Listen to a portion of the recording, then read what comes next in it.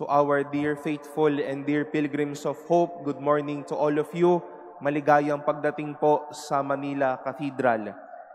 We are now celebrating Holy Wednesday, and we are near the doorsteps of our celebration of the Sacred Paschal Triduum, remembering and celebrating the passion, death, and resurrection of our Lord. Mayroon po tayong Tagalog na kasabihan, tulak ng bibig, kabig ng dibdib. Sinasabi po natin ito kapag iba ang sinasabi natin sa nasa totoong puso po natin.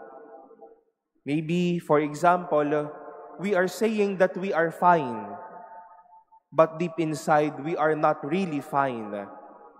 We say that we are full, but in fact, we are really hungry. We say that we are happy, but in truth, we are really sad. We've heard today this upper room story of Jesus and his disciples.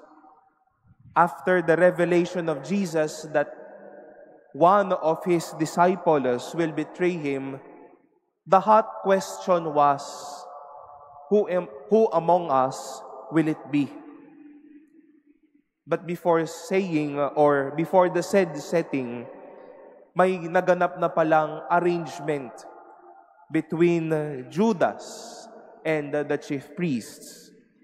Judas giving way for the chief priests to hand or to get Jesus. Towards the end of the story, an encounter between Jesus and Judas appeared. Saint Matthew recounted, Judas, his betrayer, said in reply, "Surely it is not I, Rabbi." And Jesus answered, "You have said so." Ikaw na ang nagsabi. Hindi man ang sagot ni Judas, pero sa puso ni Judas, iba na ang kanyang plano. Nasabi na niya na tatalikuran niya ang taong ito. Muli, tulak ng bibig, kabig ng dibdib.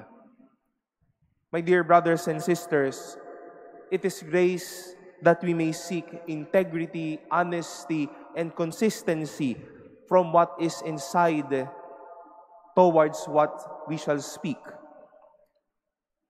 Many might appear to be friends, but they might really be traitors.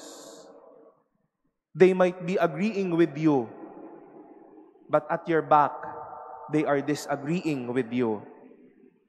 May nagsasabi na okay lang, tama lang, pero hindi naman talaga ayon ang nasa puso nila. Iba talaga ang nasa kanilang mga plano. Huwag nawa po sana tayong mga tulak ng bibig, kabig ng dibdib na mga Kristiyano. Bagkus mula sa kabutihan ng puso, lumabas ang diwang totoo.